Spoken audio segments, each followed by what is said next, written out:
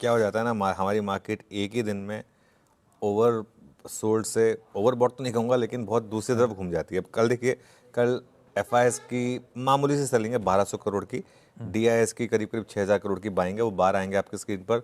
परसों के बार की हमने बात की थी कि उसमें भारतीय का ब्लॉक था, इसके लिए वो आपको थोड़े बड़े दिखेंगे, लेकिन अदरवाइज ग्रीन और रेड है। पोजिशनिंग देखिए आप मार्केट में इंडेक्स फ्यूचर्स की बहुत ज़्यादा कवरिंग नहीं है, बस शॉर्ट नहीं ऐड हुए, उतना ही काफ़ी था हमारे लिए। कल देखिए आप सिर्फ 160 लॉन्ग ऐड हुए और सिर्फ 2800 शॉर्ट कवर हुए। मतलब नेट नेट सिस्टम में 3000 शॉर्ट भी कवर नहीं हुए। और आप देखिए किस तरीके की रैली आ गई।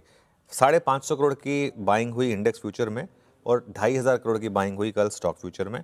विद इन दैट निफ्टी में ज़्यादा बाइंग थी, क्योंकि निफ्टी में ज़्यादा शॉर्ट्स थे, तो 521 करोड़ की निफ्टी में बाइंग थी। वो टेबल आएगी आपकी स्क्रीन पर एफआईएस की। तो निफ्टी और बैंक निफ्टी दोनों में फ्राइडे को सेलिंग थी, कल बाइंग आई। और लॉन्ग शॉट देखिए आप 2800 शॉर्ट कम हुए, जैसा मैंने कहा, इंडेक्स में।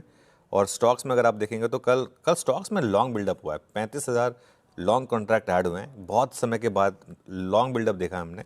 शॉर्ट कवरिंग भी हुई है थोड़ी सी। वो लॉन्ग शॉट का ग्राफ आएगा, कुछ ज़्यादा पिकअप आपको दिखाई नहीं देगा, क्योंकि हल्की सी शॉर्ट कवरिंग है। सिर्फ 8.28% से बढ़कर हम 8.45% पर आए हैं, कोई बहुत ज़्यादा चेंज नहीं है। 1,82,700 शॉर्ट कॉन्ट्रैक्ट थे, 1,79,700 रह गए, तो 3,000 शॉर्ट बेसिकली कम हुए हैं निफ्टी यहाँ पर। इंडिया विक्स थोड़ा सा ऊपर आया कल 1.5%, 12.25 के करीब।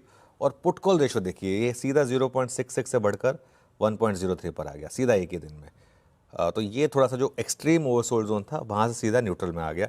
एक बैन में भी ऐड हुआ स्टॉक पीजी इलेक्ट्रोप्लास्ट। मेरे ख्याल से पिछले 2-3 साल का शायद सबसे बड़ा एक्सीडेंट रहा होगा ये, क्योंकि परसों गिरा 22%, उसके बाद ऑन टॉप कल फिर गिरा अच्छी मार्केट में 15%।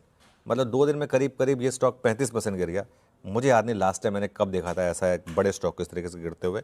बैन में भी आ गया, और 2 स्टॉक ऑलरेडी बैन में है, पीएनबी हाउसिंग और आरबीएल बैंक। तो अब 3 स्टॉक हो गए बैन में।